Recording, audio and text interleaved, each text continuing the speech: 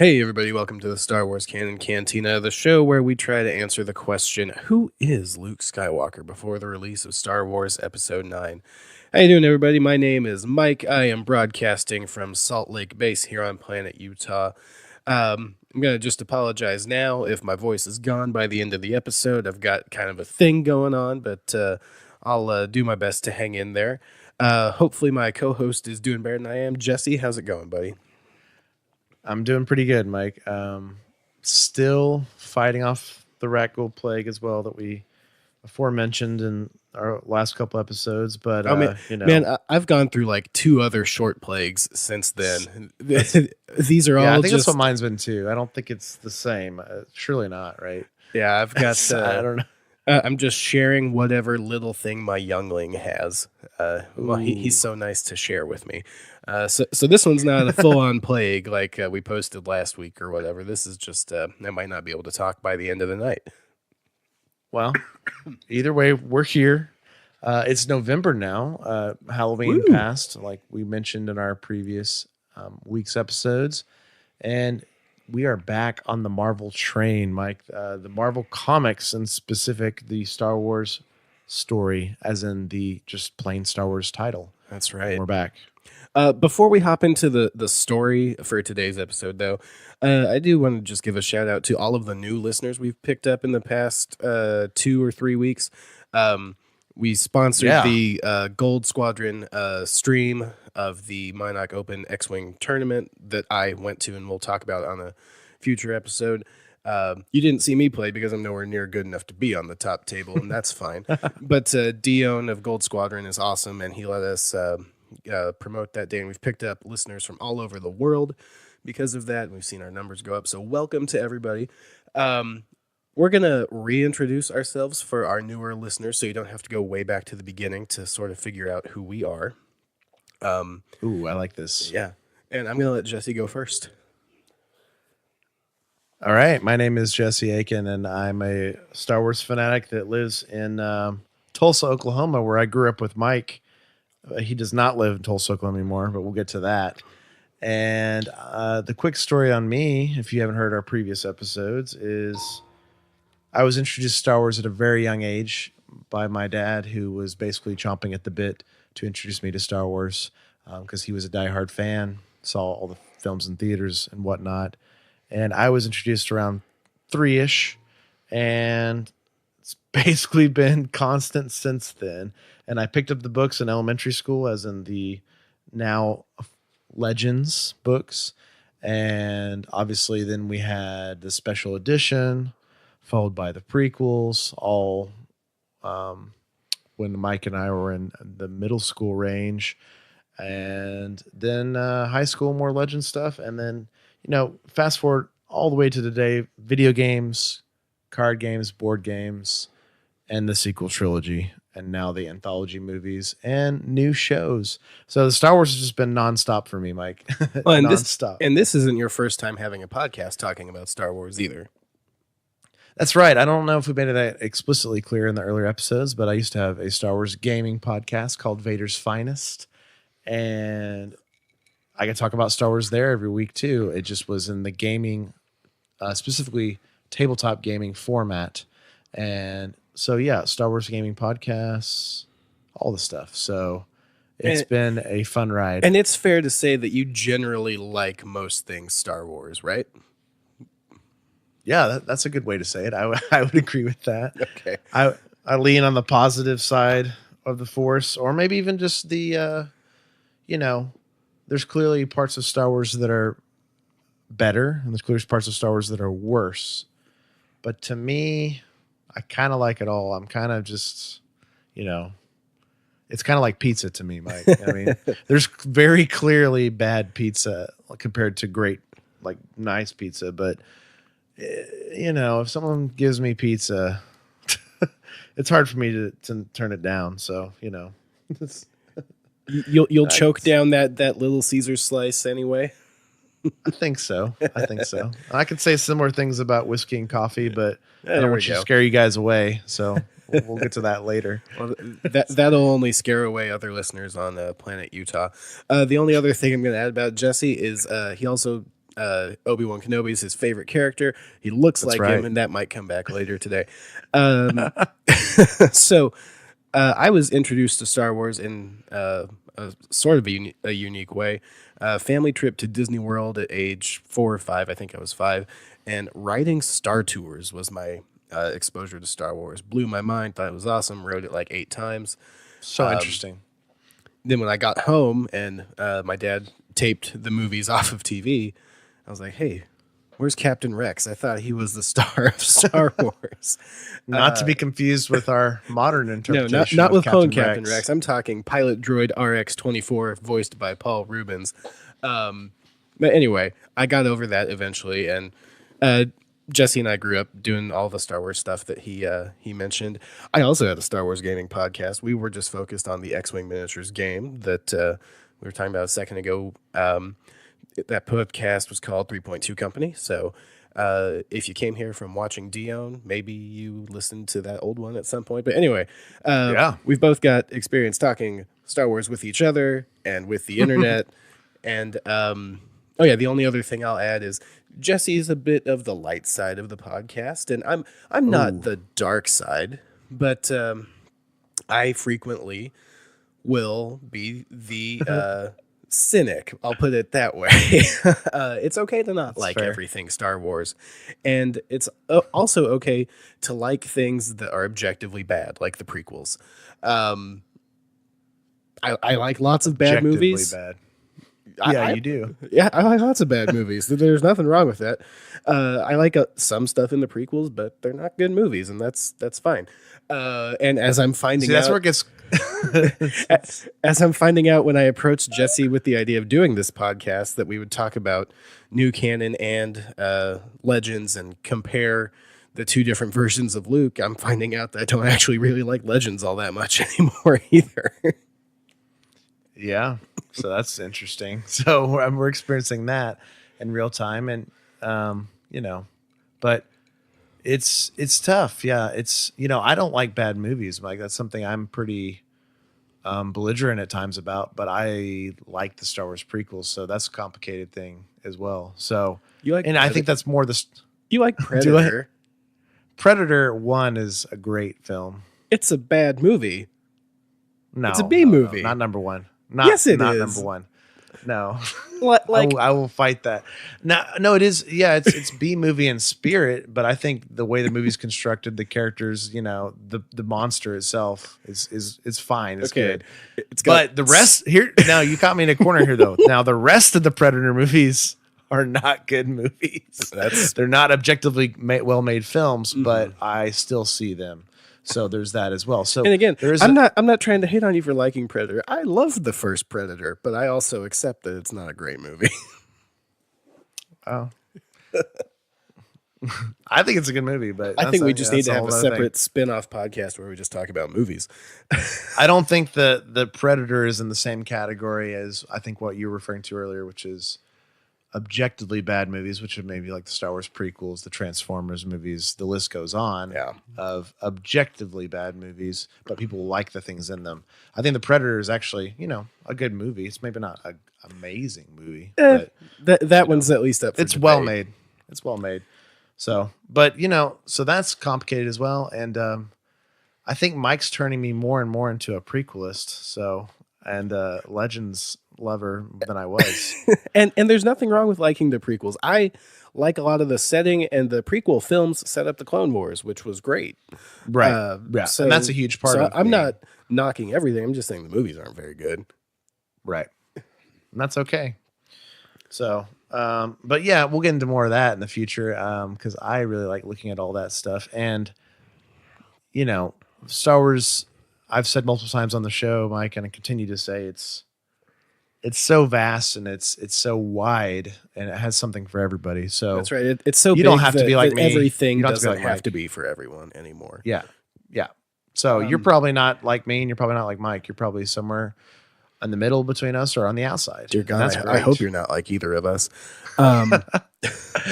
We both have problems with for Star the good Wars. of the listener.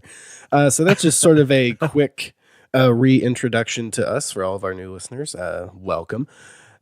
So our show format is we base every episode on either a Legends or a canon story. We sort of alternate between the two and compare the two different versions of Luke, talk about which one we like better, what matches what we saw in The Last Jedi, things like that. So we just finished up 3 big Legends episodes in a row. We did our original Thrawn trilogy. So we're going back to the current Disney canon for a little bit. We're hopping into Marvel Comics. We're jumping into the arc that's called The Last Flight of the Harbinger. Now, we are skipping an arc chronologically. There was a 4 or 5 issue arc called Rebel Jail that is not bad, but it just barely features Luke. It is definitely a Leia story. So read it. It's fine. But we just decided content-wise, we'll skip ahead to Last Flight of the Harbinger because Luke's more of a central element in the story. Right. We're treating it the same way we would treat one of these legend sources like a Mace Windu book or a Obi-Wan Kenobi book or something. We are acknowledging that it's there, but we got to move on the timeline. And I'm glad you mentioned Mike chronologically.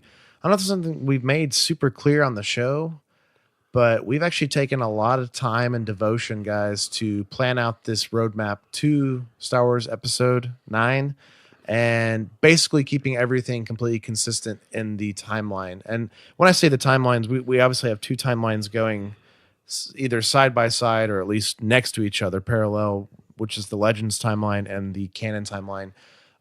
Namely because the Legends timeline has so much more content. They're not going to be at the same point in time. And case in point is right now we're in Legends, we're at Thrawn, which is, 5-ish years after the original trilogy. And then, in canon right now, we're right in the middle of the original trilogy with these comics. Yeah, well, and new canon would need about 28 years of books or something to catch up to Legends. So it's fine. It does seem But if you follow us, you're going to get the story. Yeah, we have 2 timelines going simultaneously, and they're not going at the same rate.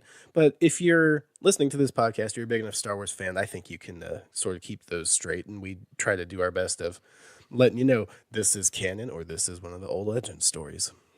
Right, and we're following those timelines to the T, so we just finished Thrawn, and we'll be going into Dark Empire next, which is right immediately after Thrawn. So the cool part is if you're following us, you're getting the entire story of Star Wars, maybe through Luke's eyes, but you're getting the entire story of Star Wars outside of the films.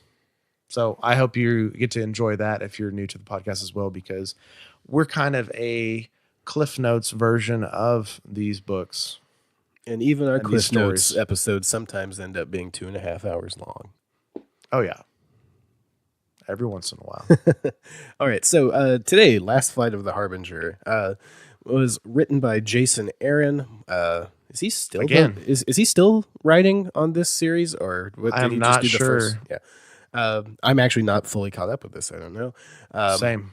But we will catch up soon. So written by Jason Aaron, art by Jorge Molina.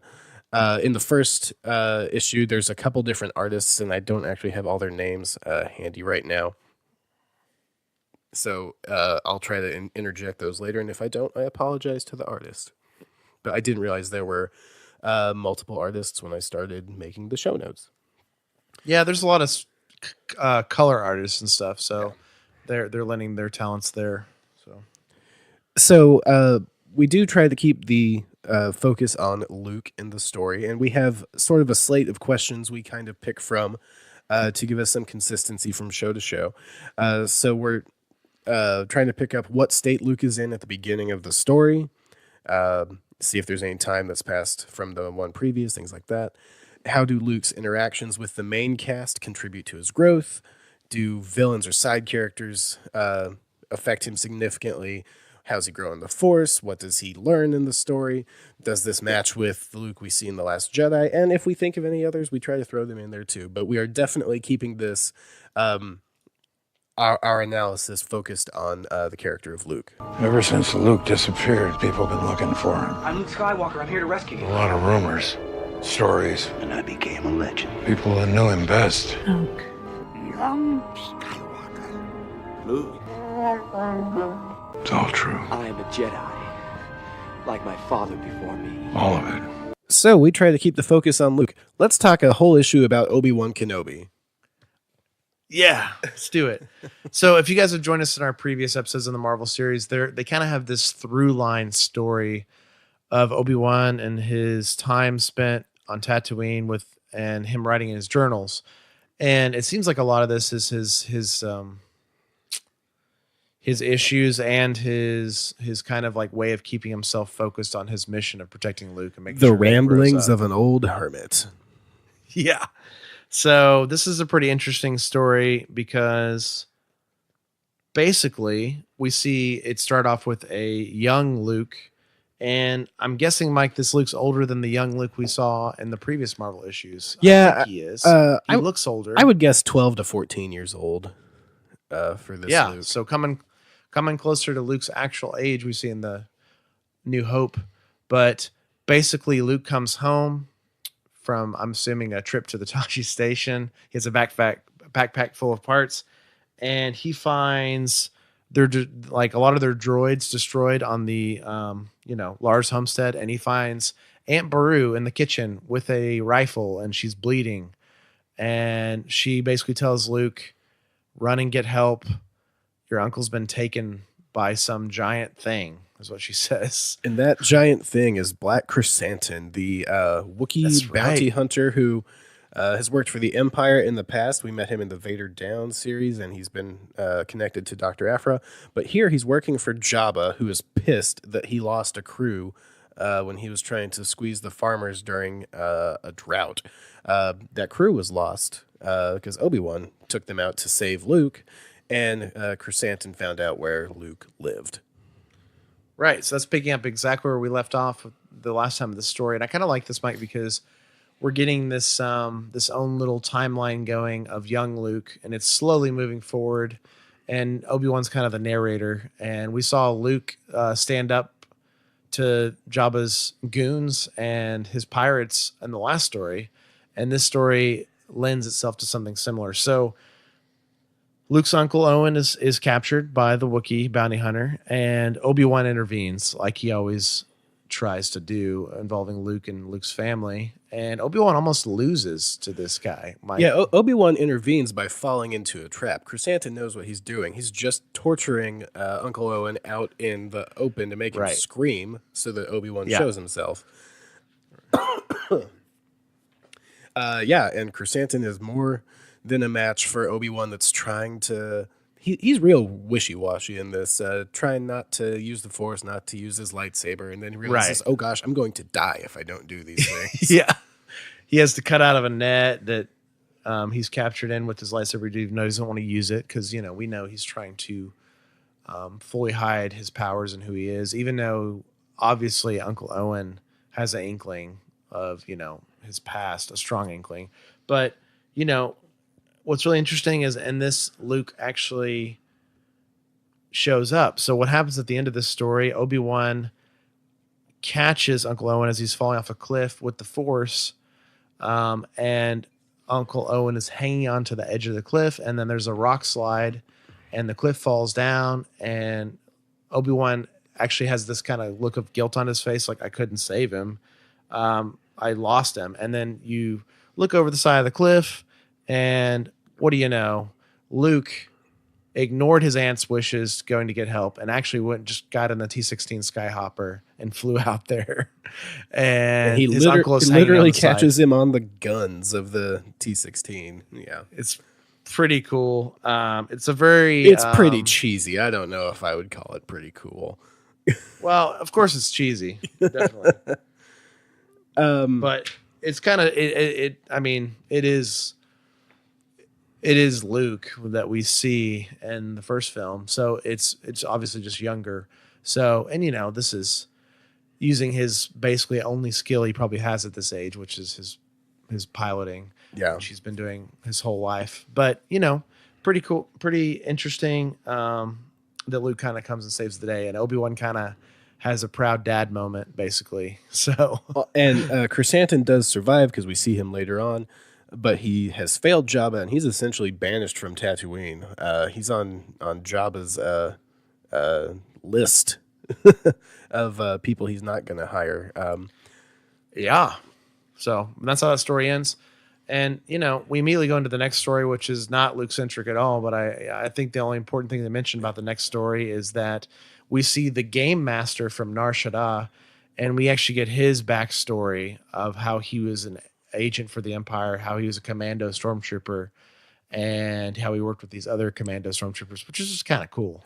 Mike Mayhew is the artist on that first issue, whose name I'd forgotten. So through 5 issues, they tell a story in the most convoluted, bad Tarantino, poor pacing way.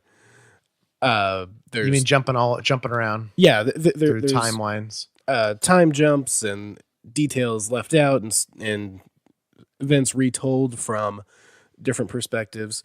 So I'm actually just going to try to get the plot that is jumbled up through these 5 issues, just sort of put out there in front. A planet, the mission. Basically give that outline of the mission. A planet is under attack. It's under blockade by the Empire. Leia and Luke come up with the idea to steal a Star Destroyer, to ram it through these defenses to save the planet.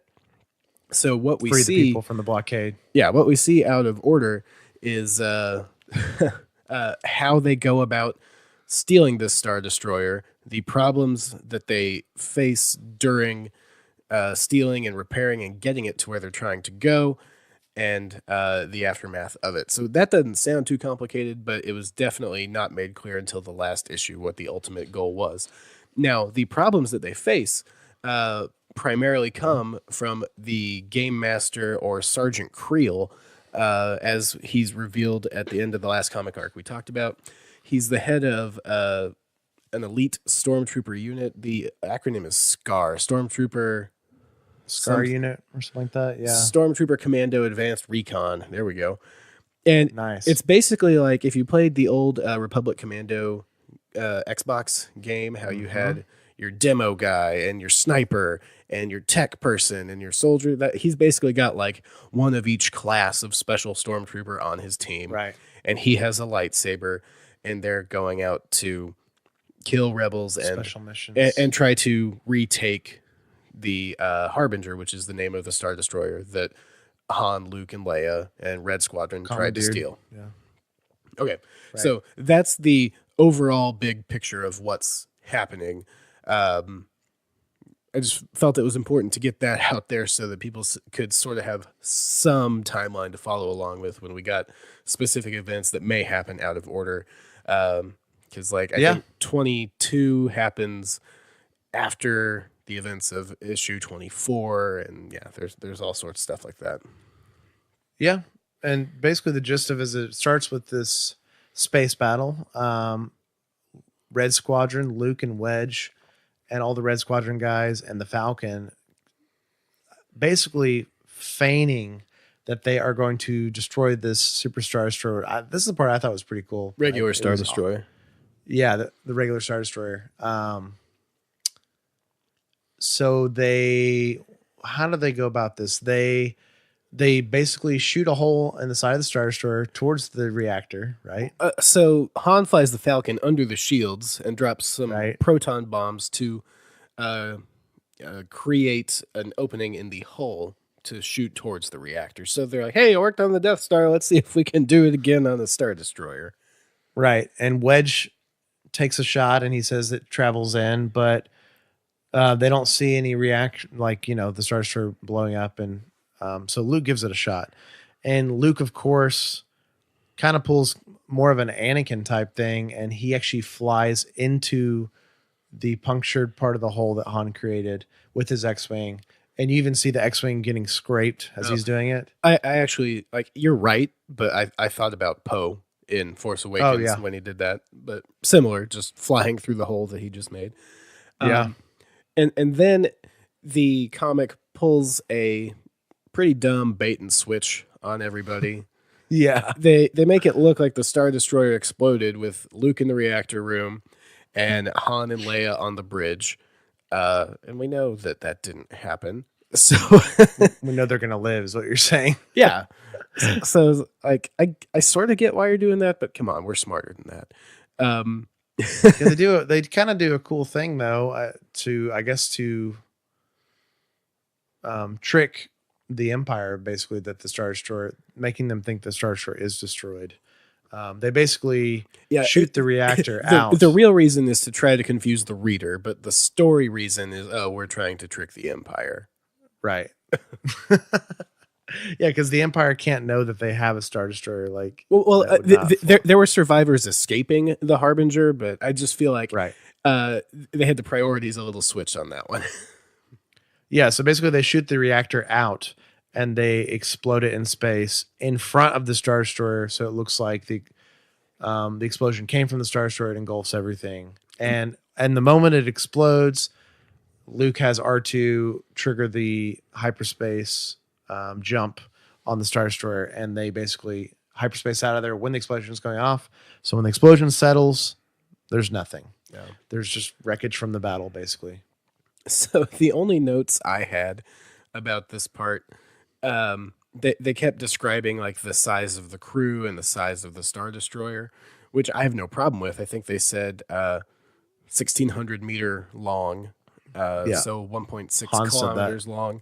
And they said it runs off of a crew of about 2,000, which is very different than Star Destroyers described in the Thrawn trilogy that we just finished, because they talked about upwards of 12,000 people being needed to run a Star Destroyer in those books. And I'm not sure that based on the dimensions of these Star Destroyers, you could fit 12,000 people in that space.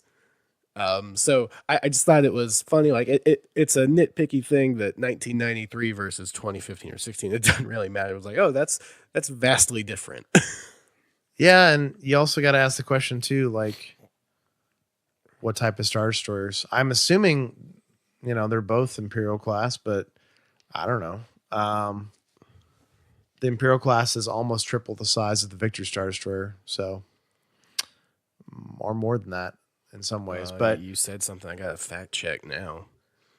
Yeah, look at the size of the Victory, probably about half the size of the Imperial, right up next to it. But obviously the Chimera is an Imperial class. It's the more upgraded Imperial class. So I'm not sure, Mike. Anyway, that was just a random detail that I remembered. I was like, that seems high for a crew of a Star Destroyer. It's weird that they're throwing in information in these comics too, like that, like you're talking about, right? Just like the length of the Star Destroyer. But I guess that was trying to paint the picture of how dire it is, because when they take over the Star Destroyer, it says that they have less than 200 rebels trying to run it. Yeah, so and I think that does create a big sense of scale. Like there's 200 people in this giant ship, because sure, it's 1.6 kilometers long, but it's also several 100 meters tall and all that, so several decks. Yeah, so we're learning a lot about Star Destroyers in this from the new canon. Anyway, that was just a diversion I had there in the first episode or first issue. Yeah, what I liked a lot, some notes I wrote down, was all the cool things R2 does in this story, where he's basically jacked in the Star Destroyer and he's helping it fly. He's sending into hyperspace. He's the one who ejects the reactor out the back. So R2 playing a crucial role in this story, which is great when it comes to the Star Destroyer stuff. But Mike, yeah, sorry, they get boarded. I need to come back. I'm falling down this Wikipedia rabbit hole of all these different Star Destroyer types. Well, you know what? Let's revisit this in Dark Empire next week, because we're gonna have the most ridiculous Star Destroyer in all of Star Destroyers to talk about, and they actually do mention the size compared to other ones. So we'll tease that.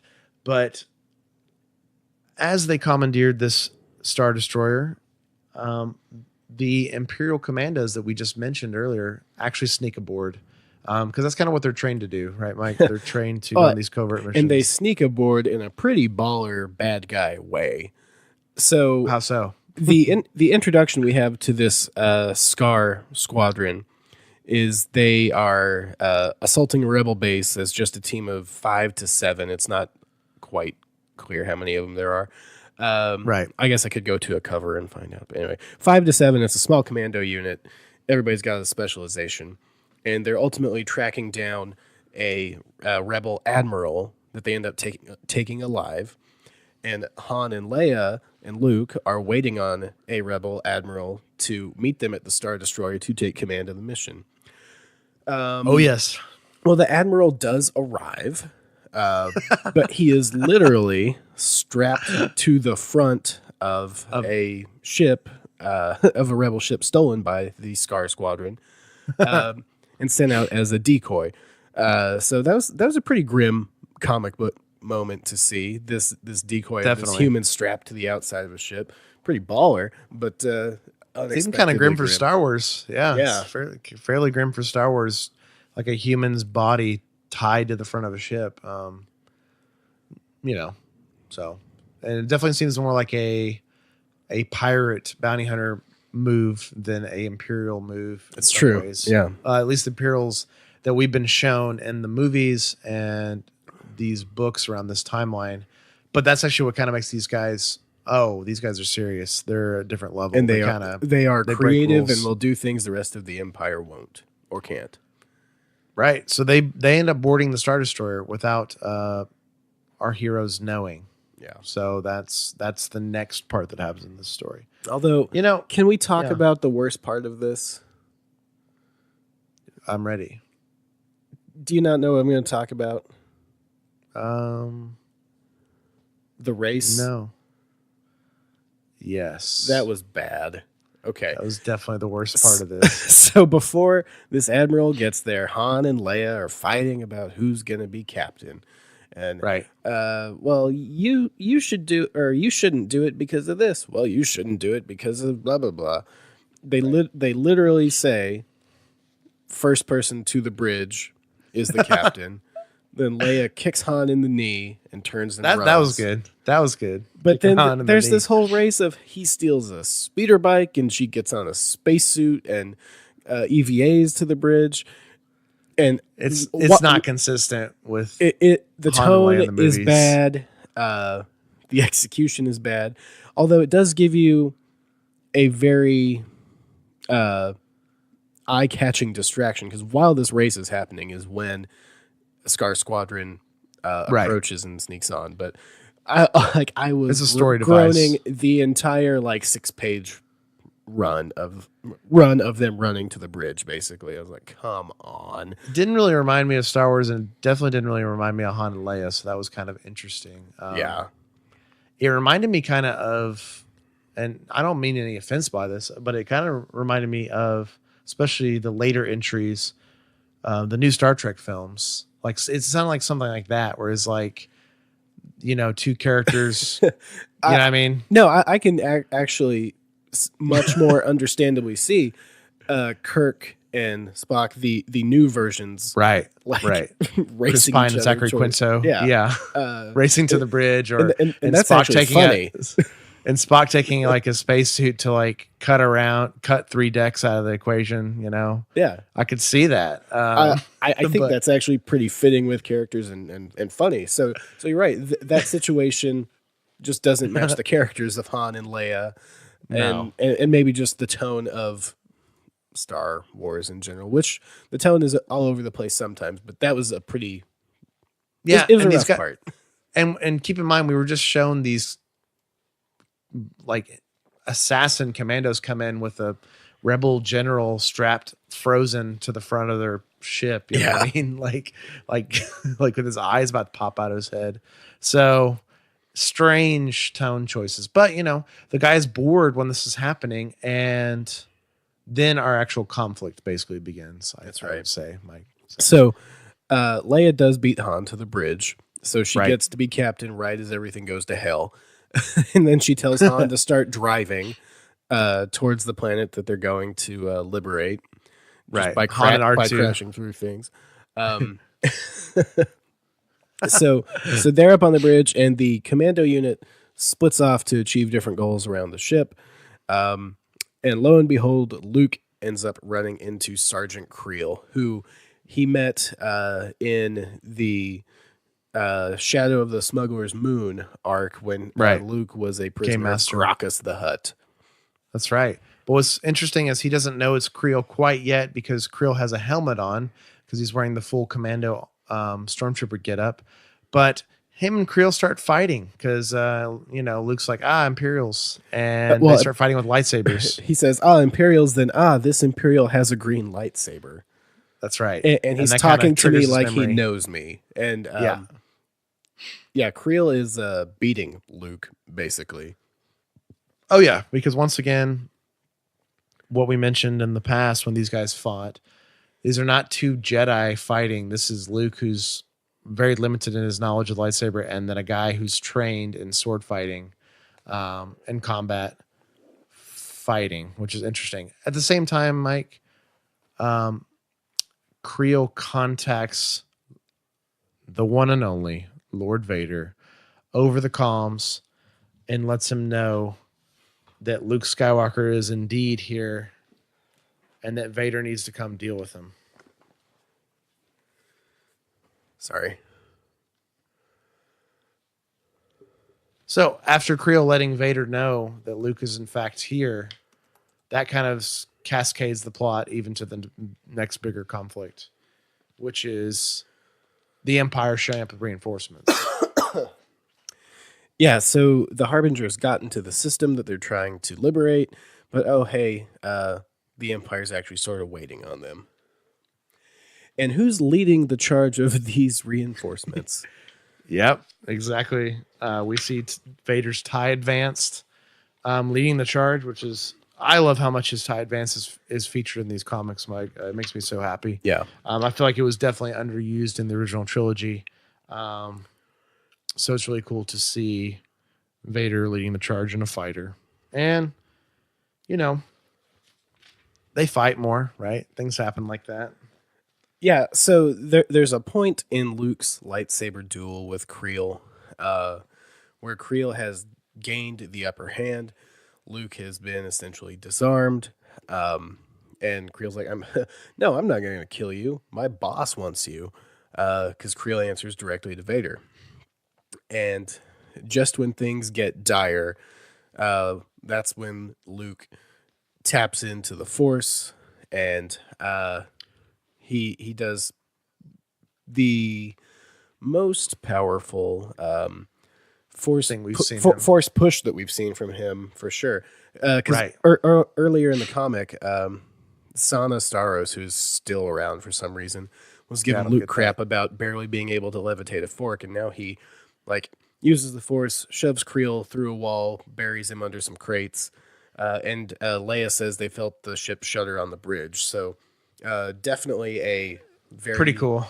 Yeah, that's something that seems like Kylo Ren movie scale powerful, Yeah, and it's because that Creel tapped into Luke's anger in a way. He's like, Vader's coming. I'm going to destroy your friends. And his fear. Yeah. And Vader, remember him? Mm-hmm. And it just triggers Luke. But you're right. Sana did say you can't even move a fork at the dinner table. And I will say, Mike, that triggered me because that made me relive my experiences with this book called Heir to the Jedi that we've done on the show. And if any of you guys are new listeners and you haven't heard that episode yet and you want to go back, it is canon. That's basically all I can say about it. It is positive. By far the worst canon book. It is. It might be one of the worst. It is right down there with the worst of Legends as well. It was very bad. Yeah. And Luke was trying to levitate forks and noodles and that, and at a dinner table, and that was difficult for me to read again. So it reminded me of the noodle scooting. So, but that was a pretty interesting part, Mike. You're saying that like Han and Leia could feel the shuddering of the ship a little bit on the bridge. Yeah, when Luke did this force push. The waves moving through the ship, which is super cool. Yeah, and this would address one of our questions from earlier, which is how does Luke grow in the Force or show his powers in this storyline? And that's kind of a leveling up thing for Luke, especially because we got to think about this is pre-Empire Strikes Back Luke once again. Well, it's leveling up, or I mean, the how is, you said it. He Right. taps into his fear and anger to do it. So that is that's absolutely interesting. consistent with young original trilogy era Luke. Yes, I love it. And basically, Luke gets out of the lightsaber fight after this force push. He gets in his X-wing. Yeah. That's where we go next. And we have Vader calling out to Luke again from his TIE fighter.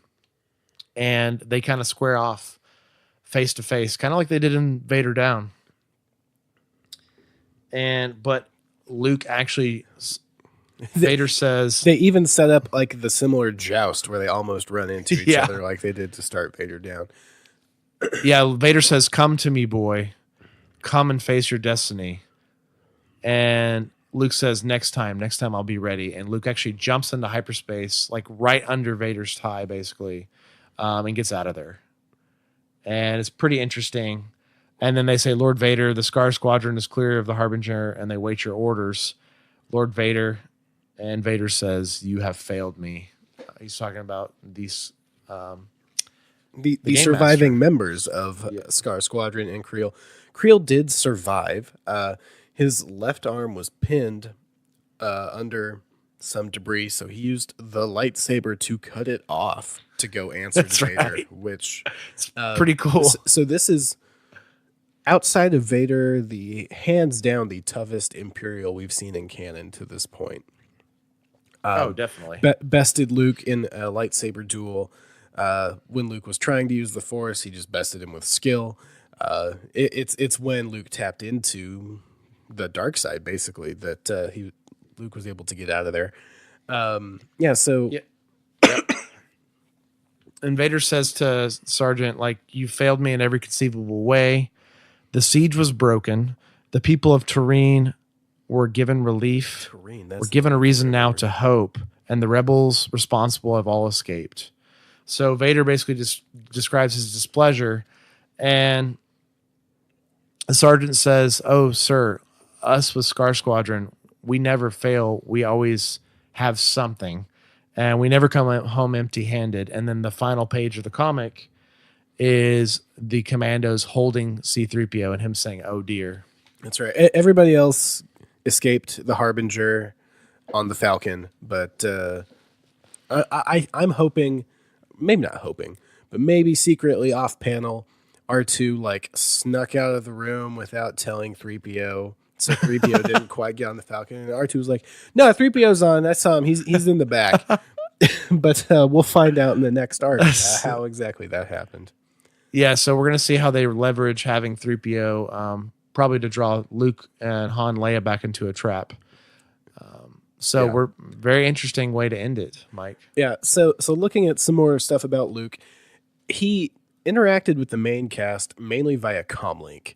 He was always off again doing something. That's right. Inspecting the outside of the ship in a TIE fighter or working in the reactor room. He did have some face-to-face interaction with Han and Leia, and some of it was very awkward. There's before the race, Luke tries to like crack a joke hopping in the middle of the two of them to break the tension, and it doesn't land, which I guess is sort of fitting with like awkward Luke, but it was so awkward that I was like, wow, God, really? you're going to try that angle? He's still not even Empire Strikes Back Luke yet, Mike. Yeah. He's got to be awkward, so. But I mean, this was the first time we'd seen him try to be funny. Well, like he was telling a joke, basically. Like, ugh. Right. Don't. And we had young Luke at the beginning of the story. Though mildly cheesy, we talked about him saving his uncle, and not even knowing about Obi-Wan once again, which is interesting because he just saw his uncle fall. He assumed his uncle probably got away from the Wookiee, right, and just fell off the side of the cliff. He doesn't know that Obi-Wan was there. Staying consistent with that storyline as well. Oh, a side note I did have about that opening story of Obi-Wan and young Luke was I really liked the picture they painted of Uncle Owen, because a lot of times he gets a bad rap being a jerk or whatever. Right. But the comic actually opens with him coming home looking for Luke, apologizing for something, the fight they'd had at the end of the previous episode, with a box of parts to fix the T-16. Pretty Pretty interesting, right? And then later on, Obi-Wan, even describes his respect for him, that they disagreed frequently, rarely saw eye to eye, but that didn't mean that Owen was a coward, because Owen was trying to fight Black Chrysanthemum at the same time as Obi-Wan. He just was, handcuffed and not a Jedi. So I did like that it wasn't, he's just the mean guy who won't let Luke do anything. That no, he has different motivations than Obi-Wan, and he thinks that keeping Luke on the farm is how he's going to keep him safe. But it does show that he does, love Luke and want to have a good relationship with him. It's just different than what is required for the hero's journey. Also, we got to see Aunt Beru with a rifle and all scuffed up. That's like true, she'd been doing some fighting in the kitchen, which was awesome. She tried to obviously save Owen as well. So that was great and kind of cool for Luke to see that stuff when he's younger. Hopping back to adult Luke in the main story, though, the main interaction, Luke has some chat with Sana, Starros, Han's formerly faked ex-wife. That conversation about you're a pretty bad, she actually just says you're a pretty bad Jedi, which was kind of funny. So Sana and Sergeant Creel are the side characters that contribute most to Luke's development, because Creel bests him again. Like, Luke is learning each time he lightsaber fights Creel, but he's also getting his butt whipped each time. And he's learning that, oh, hey, I don't actually know anything about being a Jedi or the Force, or any of this stuff. I'm almost as much a danger to myself with this lightsaber as I am to my opponent. Yeah. So I like his interactions with Creel a lot, especially because they spent significant time together on the Smuggler's Moon issues. So I like that a lot. And, other than that, though, you're right. He doesn't interact with the rest of the characters as much, but this is a fairly concise arc, I feel like. I feel like it was more about the Star Destroyer and the mission. Luke did do some cool stuff in the mission, like flying his X-Wing into the inside of a Star Destroyer to the reactor area. I mean, really cool stuff like that. Yeah. And R2 plays a bigger role in this story, which I like. And R2's basically tied at Luke's hip most of the time. So it's kind of interesting to see R2 not with Luke either. All good stuff. Yeah. And then our last point that we have here, does what we've seen here match with Luke we've seen on screen? And there's not a whole lot of direct connection to maybe the Last Jedi Luke, because he's so young in this story. But I think we've just tangentially talked about it. Yeah, this does match with Luke we've seen between episode 4 and episode 5. Tapping into the dark side and not knowing why or how necessarily. And that's cool too. Still just sort of being the awkward, whiny Luke a little bit. But yeah, I feel like this, even though overall I liked this story, but parts of it just didn't land with me, like the jumbled up timeline, the Han and Leia chase and stuff like that. Overall, I liked the overall story and mission, and Luke did feel consistent, much more so than Han and Leia with what we see on screen. Yeah, I think this is my least favorite of the Marvel stories so far, but that's not saying it's bad by any means. I've actually really enjoyed all of these. I would probably agree with that. I don't remember a whole lot of the details of the first arc anymore, but yeah, I don't disagree. I mean, yeah, this one just, I don't know. Like you said, at times the storytelling failed, and other times it was pretty cool the way they pulled it off. So it's kind of inconsistent, this one, but it was still a fun ride to read. And, our characters seem fairly consistent, so that's good. And we're not done with Scar Squadron and Sergeant Creel, because we saw the baller way he gets out. Yeah. Yeah, I like that too, because those guys are awesome. Cool. So that's Luke's journey during the last flight of the Harbinger, which, cool title, if nothing else, right? Yeah. So it's been a while since we've talked about news, and there's been a lot of good news. So let's run over to the HoloNet real quick. And now for a HoloNet News exclusive. Okay, Mike. So we got a lot of news today.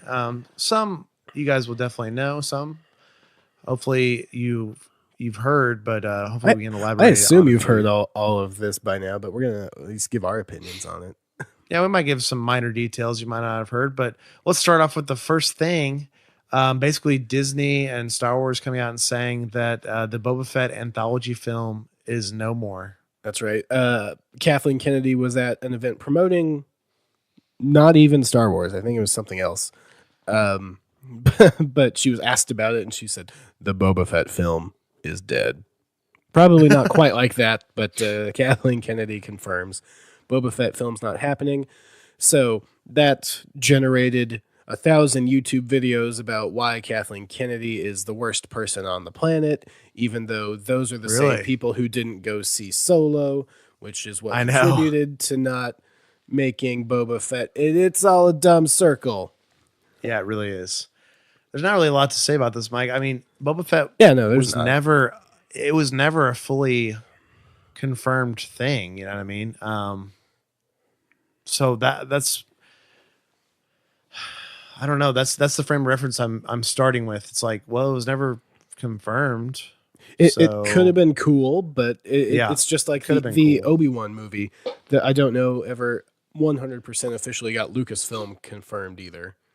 Right. But that one, you notice they haven't 100% confirmed it's dead. So Yeah. because I feel like if they were going to make one of those, it would be the Obi-Wan movie just because the demand is so high, but we'll see. And obviously Ewan is willing and ready.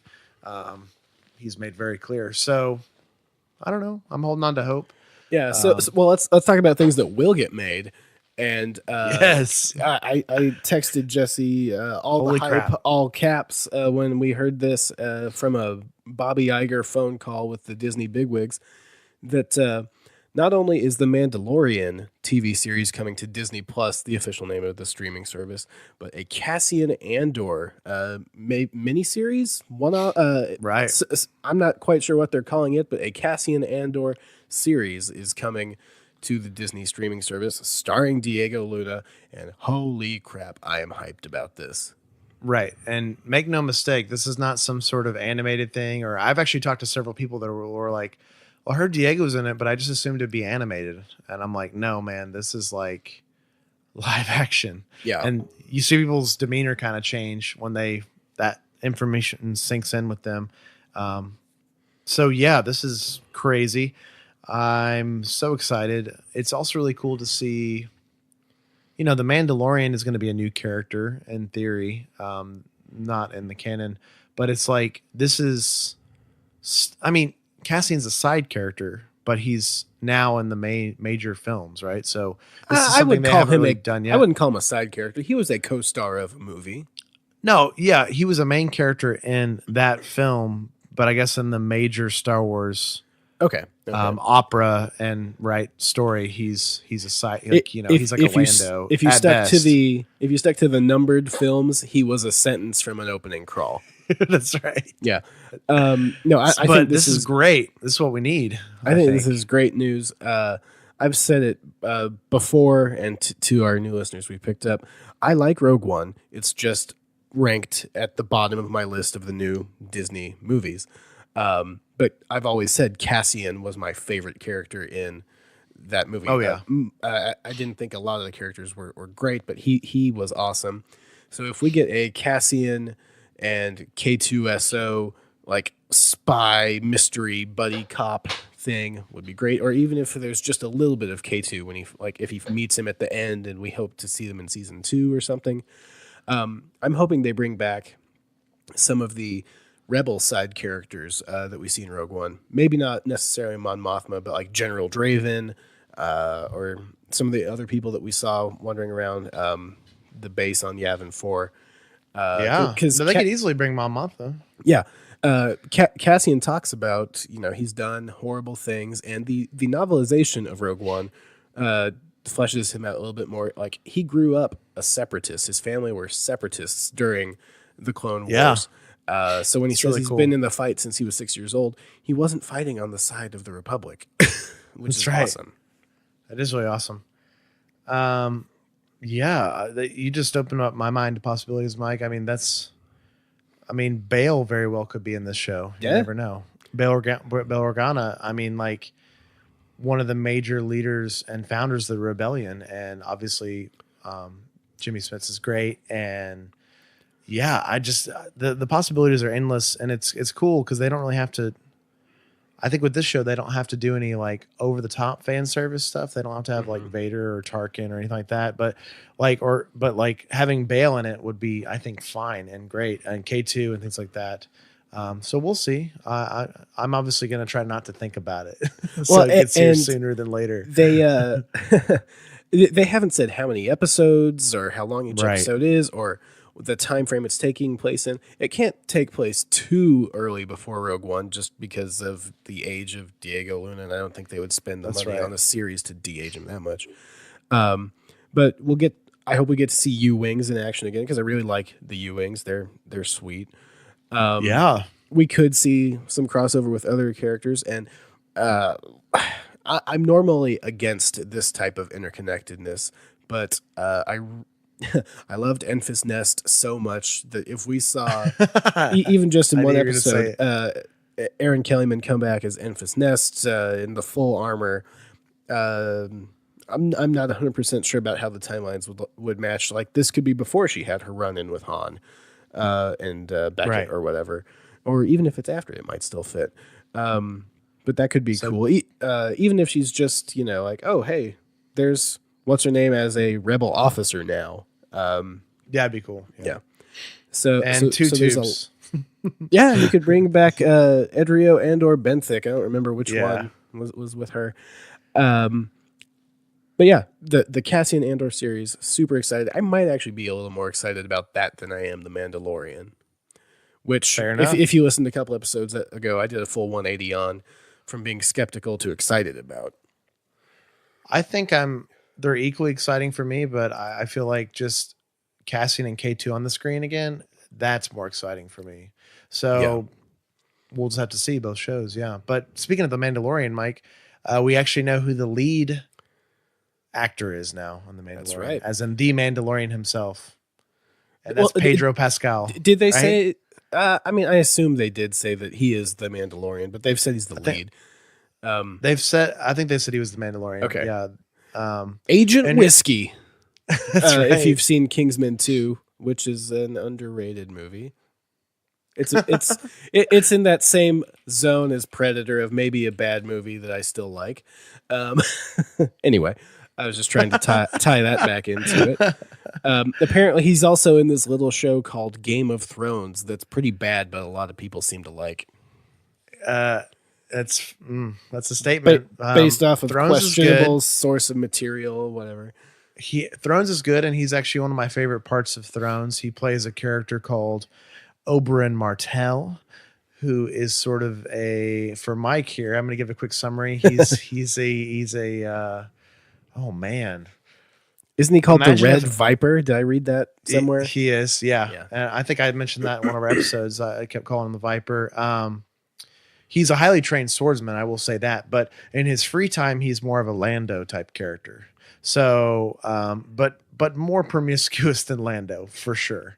So That's hard to do after Yeah, the it stuff we've is. seen in books and with L3 and everything. That's real hard to do. Yeah, he's much more promiscuous than Lando, and especially you got to think in terms of the Game of Thrones universe and the Star Wars universe. Oh yes, the problems I have with Game of Thrones. To be promiscuous in Game of Thrones, you might have to be, I don't know, a little wild, but yeah. So he's a really cool character, and he plays a major role in one of the arcs in one of the middle seasons. But he's from actually across the ocean in that show, and he's a different culture entirely. But what's great about Is him? he dead yet? What? I'm not going to answer any of these questions if anyone's spoilers Okay. or not. I don't care enough to pursue it beyond that. I know Okay. you don't, but somebody might be in the middle of Thrones right now. You could ask that question with every character. And there's multiple answers. But no, he's great.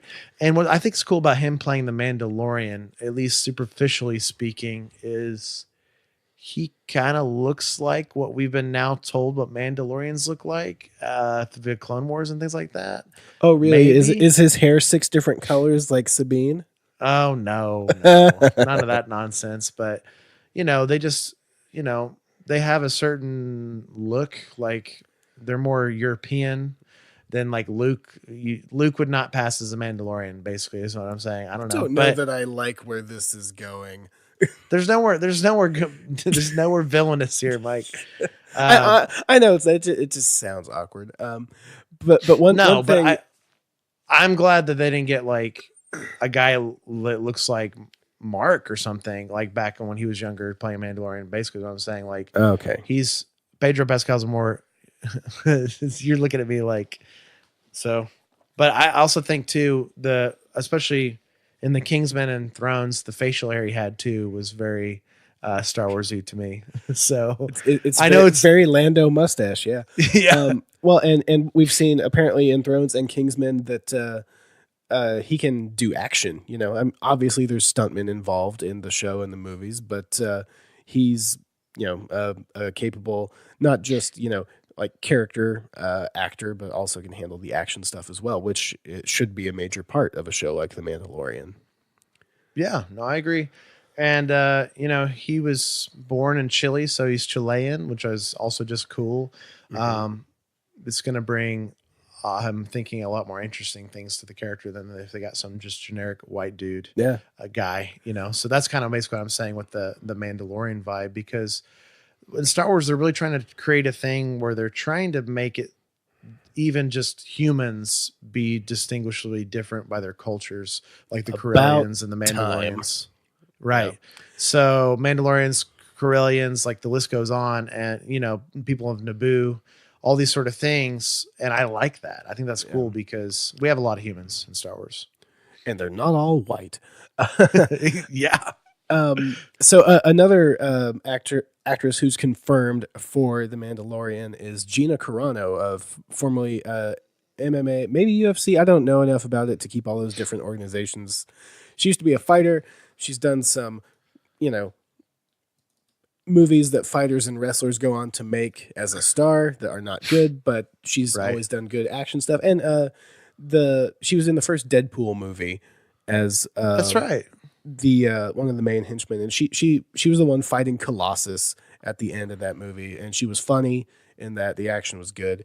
So I mean, she's in Fast and the Furious. Yeah, one of those. One of the later ones, 5 or 6 or something like that. I imagine she'll be some sort of like bounty hunter type, where she'll get to showcase her, action strengths. But I'm totally cool with that too. Yeah, I don't really know enough about her, but she looks like she fits in Star Wars, and that goes a long way. So that's important. Now, this last one, on our notes, I have a question mark by, and Jesse might think it's a joke, but I would think after our content today, there's a report that Making Star Wars has put out that's not been confirmed by other outlets yet, but Making Star Wars is usually pretty reliable. Carl Weathers might be attached. Speaking of Predator, oh my God, there's our tie-in, right? That's what I'm saying. Yeah. Speaking of Predator, and if we're you had Carl, one of the best parts of Predator, baby, you got a stew going. If we're gonna tie all this stuff back, the great acting teacher Carl Weathers from Arrested Development.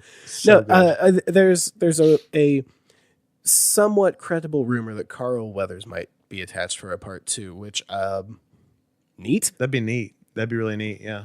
Yeah. So what sort of character would he play? You know what I mean? I don't know. Would he play a politician, or would he play like a bounty hunter or a crime lord? What would he play? Well, to tie this back to the X-Wing miniatures game that we were talking about at the beginning of the show, one of the participation prizes at the Minot Open that I went to was an alternate art card of the pilot Soontir Fel.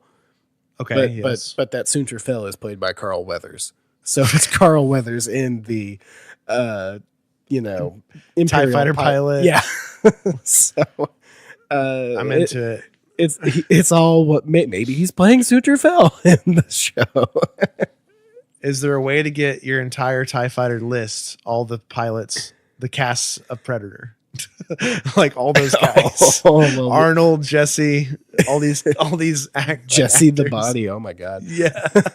Oh my gosh. Yeah. Well, so 2 out of 3 of these are confirmed. Carl Weathers, I Okay. hope he's in it, but I put it on there because it was the same outlet that was saying Pedro Pascal from the beginning.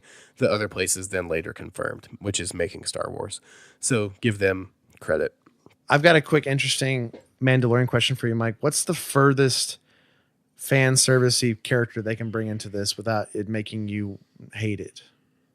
Like That's a very good question. so, like Jabba probably isn't going to offend anybody. I don't think he's going to be in it, but say he was in it. But no, for sure he won't, because this is happening after Return of the Jedi. That's confirmed. That's right. I think they said it's 5 to 6 years after Return of the Jedi is the setting for this show. why? I'm just imagining. I'm not going to. I know what timeline the show's set in, but I mean, I could even see them doing flashbacks and stuff. I guess with- that's with possible. The Mandalorian planet or Jabba's palace or now Hutta or whatever. But so that a character that size or bigger, and then yeah, nice, unintentional or backwards, like someone of lesser stature, like I'm not against flashbacks. If they do Jabba, they need to do them right, like practical. You know. No, Jabba would be fine. what's something smaller or I bigger? don't want that would Boba be- Fett in it just Right, because that would be bigger. that convolutes the Mandalorian, part of it. I'd be fine. Hondo if- Cad Bane. I was about to say I'd be fine if any of the surviving bounty hunters made it in. I think all the IG-88s died, but I think Zuckuss and Forlom might still be out there. Dengar might still be out there. I'm okay with that. They've been putting Dengar in a lot of stuff, so I would be Shut shocked up, for him to Dengar. not show. I actually want to see Bosk in it if they can fit that somehow. Me too. Okay. Chewbacca. I don't want to see Chewie Right. in it. And I love Jonas, the new actor for Chewie, but Right. but that's getting a little too close to the main story. And we've seen sort of this timeline play out in the Battlefront 2 story mode and some of the other like Aftermath books we've gotten. So definitely not Chewie. If we find out that Wilro Hood is running Cloud City, I'm okay with that. Yeah, I would love that. So didn't they? Yeah, they showed the ice cream maker. One Oh of these yeah, that's set- right. That was one of the prop teases. Was We're not Wilro joking Hood's about ice Wilro cream Hood here. maker. What if he's just there making ice cream in that scene? That's all I want. If you try to recast someone like Wedge, that's maybe too much because I just want to see the fringes, not the commanders Right. of the rebellion and stuff. I may come back with another answer. That's a very good question. And I just came off the top of my head is this wasn't a planned thing, but for me, I think I would be thrilled to see maybe one of these. I wasn't even thinking big picture like Bosk, even though that would be I would nerd out and I would watch the scene over and over again. But I was thinking smaller picture, but still big characters like a Hondo or something, a character that most audience members might not be familiar with, but the people that are, they're like, oh, this guy is well established in Clone Wars and Rebels. I love Hondo. I'd yeah. be okay with it. Oh, and what's amazing is they could get Jim Cummings to do the voice. He doesn't have to be the guy in the suit, the Weequay suit. You know what I mean? Yeah. They could just do the Ray Park maneuver where he does the lip syncing, So I'm not up on all of the Star Wars comics. That's just too much money to spend reading Star Wars. Right. If somehow a slightly older, but she wouldn't be too much older, like 8 to 10 years, so that's not too bad. If Dr. Aphra showed up somehow, could be cool. Who would play her? Man, that's the next question. This is a big rabbit hole. We'll have to think about this stuff. Yeah, and not knowing enough about what's been written about the character in comics so far, I'm not sure, but that'd be neat. Like she's a very popular That'd be character. Yeah. Some of these side characters would be really neat, but I think you hit the nail on the head with the bounty hunters. That would obviously be the most recognizable thing for most people, even though they're not major characters in the films. Everybody is pretty familiar with them. outside of Boba Fett. So I do have another answer for you. Don't want to see Sabine Wren. Don't want to see Bo-Katan. Any Right. actual Mandalorians, I don't want to see in the show because this is about a lone gunfighter with Mandalorian armor on the fringes of the galaxy. I don't care about Mandalorian politics and all the houses and stuff. Right. We've seen that already. Yeah, I think you and I both said that. Really, Yeah. that's the part we don't want of the show. No, I want the space western. I want the fringes stuff too. But now, if this guy is a Mandalorian, that could be cool. That could service the plot in different ways. We'll see. We'll see. If they showed up in season 2, okay, but I trying to take him down or something because take him down, or if maybe he's an outlaw for the if he goes to Mandalore, I don't want him to go to Mandalore before season 2. Yeah. Okay. Yeah. All right. Yeah, that's a really good question. So, just one other thing with the Mandalorian, or two other things. George Lucas visited the set and hung out with Jon Favreau and that idiot in the cowboy hat. Oh yeah, that's another thing I should have put in my introduction. I don't really like Dave Filoni. Man, you don't want to scare people away this early, Mike. That's true. I am putting some hyperbole on that. He's mostly fine. But his thing with wolves and he just won't let his characters die. I hate the wolves, man. But there's that picture online of George Lucas hanging out with Dave Filoni and Jon Favreau, which is cool. Really cool. Yeah, it's very full circle, Yeah. George hiring Dave forever ago for Clone Wars, and a lot of years have passed since then. Yeah. Well, and that leads into the original point I had on here was that my notes just say Simon Pegg is a dum-dum. I love Simon Pegg, but he puts his foot in his mouth a lot.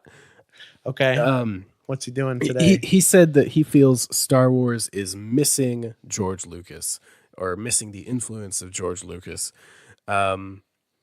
which is a fine opinion to have. I disagree with it because I've heard George's ideas for the sequel trilogy, and they were just disgustingly awful. But we don't have Star Wars without George.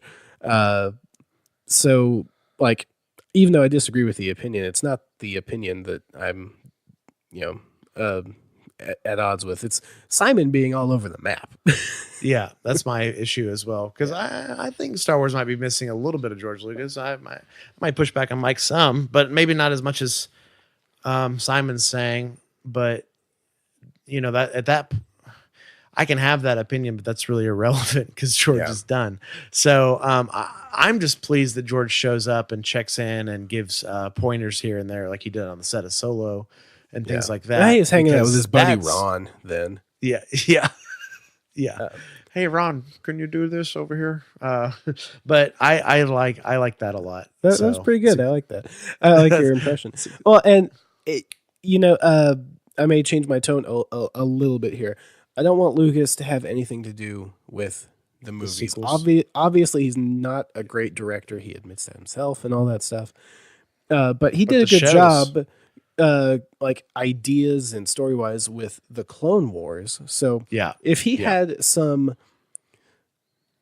input, not put in charge of, but if there was some Lucas input on The Mandalorian or maybe some other show, that could be interesting. But I think he's done in the movies. Right. Yeah. Well, and like you said, Simon Pegg is just all over the place. And that's what bothers me. It makes me kind of lose some respect for him, Mike, even though I love the guy to death. I watched the trilogy the other day. The other trilogy? The other trilogy. The Edgar Wright trilogy. The Cornetto trilogy. Yeah. Cornetto trilogy. And I also watched Scott Pilgrim, which is a nice foot end, not related to that trilogy, but spiritually tied in some ways.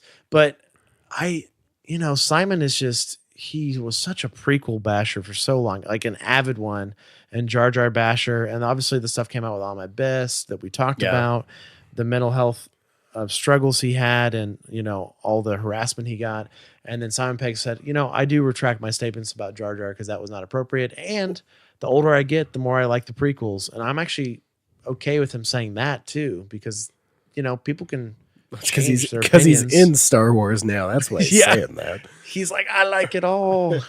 Now, But Yeah. even when he was filming Force Awakens, he was saying some pretty vile stuff. And then maybe after Force Awakens, his tune started changing. Even before the Ahmed Best stuff, his opinion did change. It's almost like him being in Star Wars made him appreciate all of Star Wars more, maybe in some ways. But I don't know. And him just getting older. Yeah, Yeah, I think you're right. We both like Simon Pegg, but we also think he puts his foot in his mouth and acts like a dum-dum sometimes.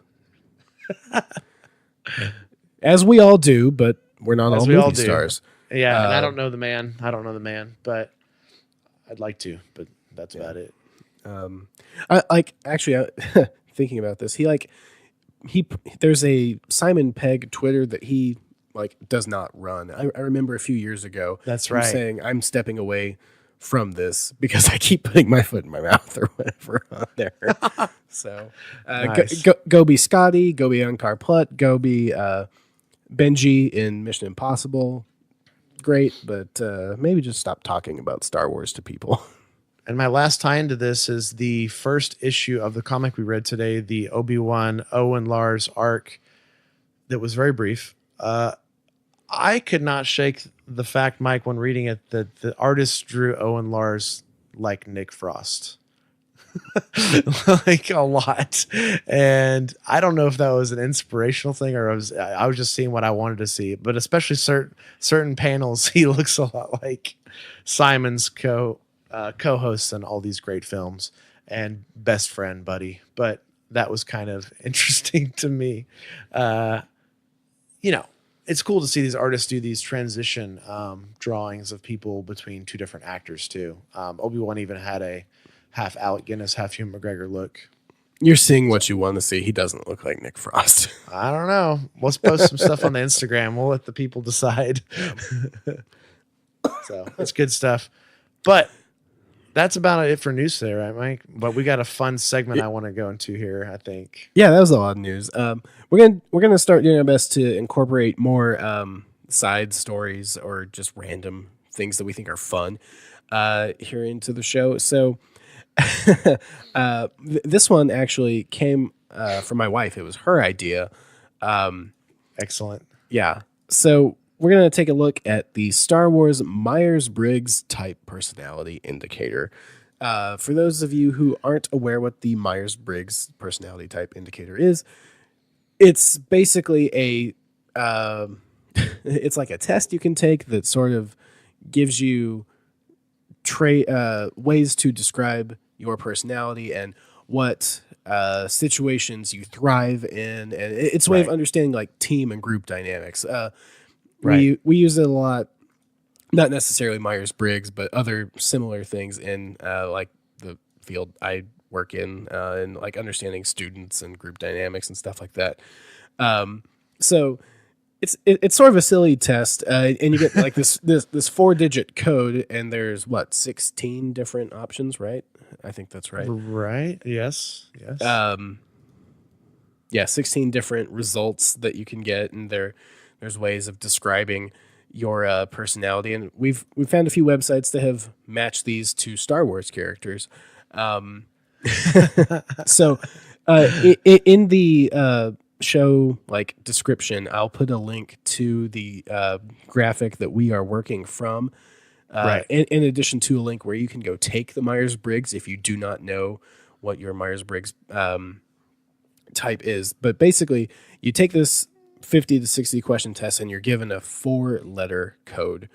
And there's 2 options for each of those 4 letters. You can be extroverted or introverted or leaning more towards extroversion or introversion.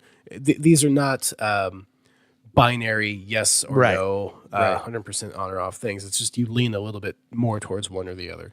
So a little bit more introverted or extroverted. The next one is sensing or intuition. I even forget the accompanying details between that one. Thinking or feeling. And then the last one is judgment and perception. So the letters you can end up with in your code are EI for extrovert, introvert, S and N for sensing and intuition, T and F for thinking and feeling, and judgment and perception, J and P. That's right. So I brought this up to Jesse a couple weeks ago, and we'd both taken this before. Years ago, and retaken the Myers-Briggs, in recent years too. Star Wars aside, so this is fun to look at this Star Wars grid of the different letters, right? And the characters that correspond with them. So just to give you an idea before we reveal who we are in this list, there are 16 characters on here. Owen Lars is one. He's described as the inspector, and I'm not going to read the whole thing, but responsible, loyal, and hardworking. We have Qui-Gon Jinn. He's described as an ENFP, extrovert, intuition, feeling, and perceptive. He's described as the champion. And I need to zoom in to read this a little better here. That was too much. There we go. Enthusiastic, idealistic, inspiring, and creative. Everybody's favorite is on here is the provider, Jar Jar Binks. Warm-hearted, conscientious, and popular. Any other highlights? ESFJ. Yeah, ESFJ. Any others you want to hit, Jesse, before we start talking about what we are? Luke's an interesting one to me because, I've taken the Myers-Briggs several times, and a few times my test has been leaning this direction. It's like told me. Luke is a INFP, which is the idealist, introspective, private, creative, and highly idealistic, which very Luke for sure. But you want to talk about what our letters are first, Mike? And yeah, you should go first, though. Okay, so this is great too. Some of these people are new, Mike. So hopefully you guys have been listening to us for some time. These won't come too much of a shock. But my letters are INFJ, and that is considered the title of those acronyms together is the counselor. Introspective, caring, sensitive, and complex. Strive for peace and seek to develop and guide others. And there's a lot of other things on there. They value self-control, greater good, live their lives with purpose, devoted to the causes they believe in, characterized by the ability to connect with the essence of others and identify others' strengths. So that's an INFJ summary there. Yeah, and of course, that code is matched up to the character Obi-Wan Kenobi. That's just man, Jesse in every way. It's exciting for sure. This was a shock to me. Mike was like, "Oh, dude, you got to look at this these pictures." I was like, "What?" It's too perfect. But Mike, what are your letters? And let's not reveal your character yet. Let's talk about the letters and what the words say. So my letters are INTJ, and if I'm remembering when sometime ours are in one letter grad off. school, one letter off, but changes in rarity a lot. I think I remember reading that like less than 4% of people are INTJs. So I've heard that these are actually the two rarest letter. I might believe. I believe that. I only remembered the stuff about INTJ because in my big grad school class, it was me and one other person that matched like this. We were standing off by ourselves. But INTJs are described as the mastermind. Oh, so gosh. we already sound evil, but objective, independent, thorough, and adaptable with well-developed powers of concentration. I'm not 100% sure what that means. Yeah, what does that mean? Natural leaders who strive for perfection, talented in bringing ideas from conception to reality, expect for perfection from themselves as well as others, characterized by a desire to produce mastery and achievement that reflects their brilliance. Well, they got the brilliance part right. So the mastermind, my Star Wars character, I am Emperor Palpatine. So good. Going back to our reintroductions at the start of the show, we have the light and the dark, Obi-Wan and good old Sheev Palpatine. Oh yeah, Sheev. Can't forget his first name. Yeah, man. So very exciting. Yeah. I've included a link to a place. I'm not going to vouch for the accuracy of this, because Myers-Briggs is actually a thing that you're technically like supposed to pay for and everything, but there's all these free ripoffs online. I'm linking a ripoff. It's fine. I don't care. Yeah. So here's something exciting you guys could do at home. If you haven't taken the Myers-Briggs, you should just take it anyways, because it's just a tool. If anything, it's no one's in one of these boxes, but it helps, gives you an idea. Yeah, this should not. Nobody should feel like this defines them or anything. It's just absolutely sort of a fun thing. And like Mike said, both of us are I's. We're both introverts, but both of us have large bouts of extroversion as well. So actually, the first time I took this back in college, about Right. 10, 11 years ago, I was an ENTJ, the extrovert part, which would have made me Leia, the executive. But yeah, so that's just illustrating parts of this can change. yeah, especially if you fun. change over the years. But my challenge to you guys at home is to take the Myers-Briggs and then take a look at this Star Wars grid, and why don't you just tweet at us or Facebook us which character you got? I would love to hear. If you're the a Jar variety. Jar, I want to know. If there's a fellow Palpatine out there, I want to know. Oh, dude, there's Padme, Wicket, Han Solo. We got Bale on here. We got some interesting things going on. So Yoda's on here as well. So, and try to take the test and not look at this. I don't want you to lean a certain way. Take the test first. Yeah, find out your 4-letter code first before you go to the Star Wars graphic. But check the show description for links to all this stuff.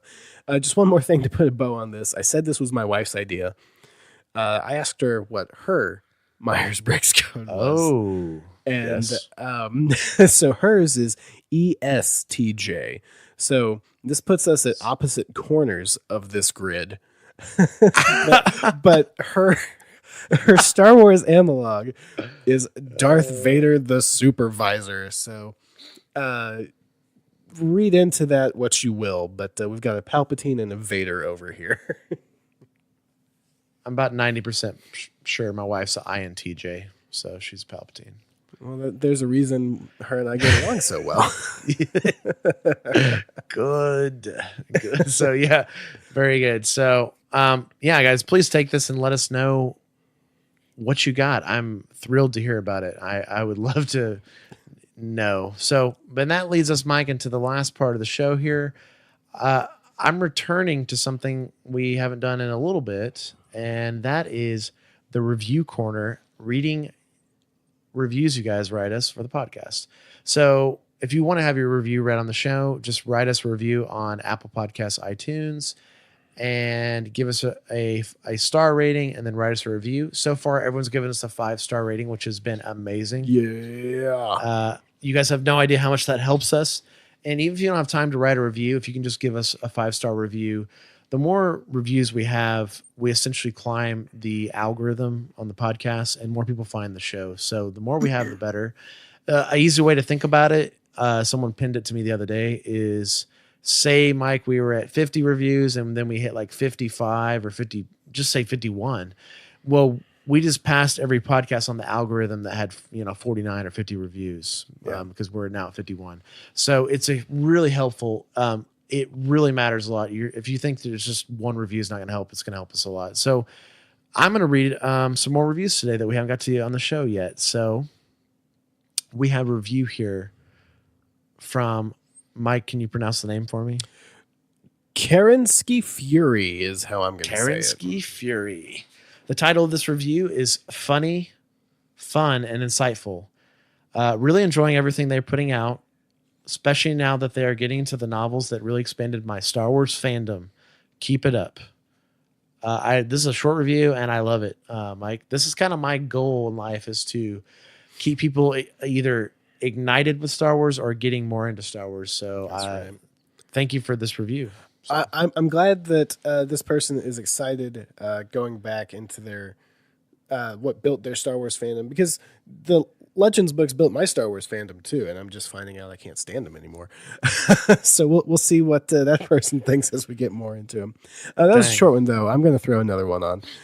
This is from Brian T85. A look at the Skywalker story. Loving the format of the show so far. It's covering Star Wars content that I read years ago and some I have never read. These guys dive deep and cover things I never knew about Luke Skywalker and Star Wars. The way they present content is entertaining and informative. I'm I'm here for the entertainment part. And can't wait to see what comes next for the show. So thank you, Brian T85. Awesome. Great encouraging words. So just leave us a review, guys, and we'll read on the show. We're going to continue to go through the reviews and a semi-chronological order. So if you guys left us a review quite some time ago, we're getting to it. Don't worry. Some of them populate weird for us on our end when we log into our profile on Apple Podcasts. So we're trying to get through all of them. And hopefully, if you guys keep writing us reviews, we'll always have one to read. That'd be amazing. So thank you if so we've much. skipped you, we apologize. It's not personal. It's just it's the Apple algorithm. That's right. And that'll do it for us here in the Canon Cantina today. Just a few of our regular announcements. We have a Discord server where you can chat with us, and slowly but surely we are getting people in there, which is great. You can find the link to it on all of our social media. You just click on it, join the Discord chat app. You can give us topics you want us to talk about, questions or whatever. If you join and you're interested, just tell us and we'll send you some free stickers. We got some Canon Cantina stickers we'd be happy to send you. And we also have a channel on there about the Star Wars role-playing game. I'm looking to run a pretty casual, open to beginners Star Wars role-playing game on our Discord server. And we have 5 or 6 people already interested. So we will probably be getting started after one more week of seeing who all joins after listening to this episode and expressing some interest. So if you like this Star Wars RPG, hop in. And if you've never played an RPG but you like Star Wars, consider hopping in too. Yeah, we've already had some really fun discussions on there, Mike. I really like reading the comments. I was laughing at some of the comments earlier today. Good Captain Kelvin Tiberius agrees with me about a lot of this legend stuff. It's good to know I'm not alone. Right. And then there's other people that just don't get it. So that's okay. That's okay.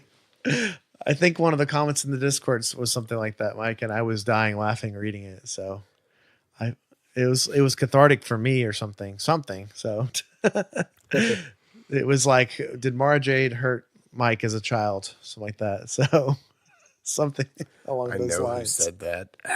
You do? I love it. Yeah. I love it. Mara Jade is great, Mike. She started off great. Yeah. Okay. So if you guys want to hear more about Luke and Mara Jade in the future, it's coming. So if you want to connect with us, guys, please find us on Facebook at The Canon Cantina, Twitter at The Canon Cantina, and Instagram at Canon Cantina. Once again, we're available on Apple Podcasts, Google Play, Stitcher, Podbean, Podcast Addict, YouTube, and Spotify. I got to mention every time, Mike, but our Spotify numbers continue to grow. So you guys that are using Spotify, that is awesome. And I'm excited for more people to find us on Spotify. So if you know someone that avidly uses Spotify, tell them about our show, and maybe they'll be more apt to listen because it's already the media platform they're using, which would be great. Help spread the word of our show and keep subscribing, rating, and reviewing us. And if you think we do something better, send us an email at, let me rephrase that when I say at, because that's just the social media language. Send us an email at canoncantina@gmail.com. So just canoncantina@gmail. And next week we're going to do something a little different, I think, right? Yeah. So like I mentioned at the top of the show, we've picked up a bunch of new listeners in the past couple of weeks, which is great. If this is your first or second episode listening to, thanks for making it to the end with us. And we do welcome input from all spectrums. Yes, we like all those 5-star reviews we talked about earlier, but we would love some constructive criticism too. Yep. And once again, guys, if you want to follow along with us at home, next week we're going to jump right back into Legends right after Thrawn. We are jumping into Dark Empire, which is actually one of the oldest Legends written things. So just similar to Thrawn, it is very old. So we'll see how it holds up. And it is a comic book series that is also a audiobook drama. I think I know how it holds up. Oh, it's also a mission in the original N64 Rogue Squadron. That's right. The bonus mission. the bonus mission. Yeah, on Mon Cala. So we will get there. That's very exciting. I thoroughly enjoyed Dark Empire, even though in my mind it doesn't even feel like it's part of the old canon. It just doesn't. Yeah. And we'll get there when we get there. But it's bring your popcorn. It's a popcorn piece. It's not high art by any means. But we hope you guys enjoyed our Marvel discussion today, and we will return to the Marvel Star Wars comics in the future on our canon discussions. That's right. Thanks for joining us here in the Canon Cantina today, everybody. Cheers. May the Force be with you. Boring conversation anyway.